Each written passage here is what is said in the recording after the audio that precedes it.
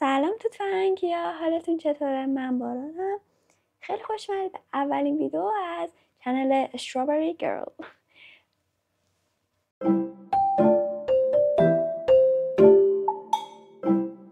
من مدت زیادی بود که ایده یوتیوب توی سرم بود که یوتیوب رو شروع بکنم، اما همیشه به خودم میگفتم خب موضوع قراره چی باشه، من قراره چیکار بکنم. من هیچ دوربین حرفه‌ای حتی ندارم یا یه میکروفون که بتونم یه یوتیوبر خیلی خوب بشم. پس چیکار بکنم؟ اما این فقط یه ایده توی سرم بود، پس من فقط ولش کردم و گفتم که خب فعلا وای میستیم، شاید بعدن، شاید هیچ وقت شروعش نکنم. شاید فقط یه ایده قشنگ بود که یه شب اومد تو ذهنم.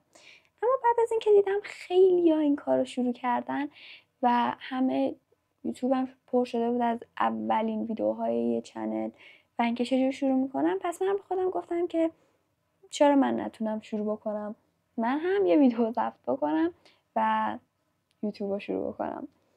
امروز 29 مرداده اگه توی تصویر جلو باشه و این اولین ویدیوی منه. درسته یه مدت بعدش قرار آپلود بشه، ولی من خیلی خوشحالم که این کار رو قرار شروع بکنم.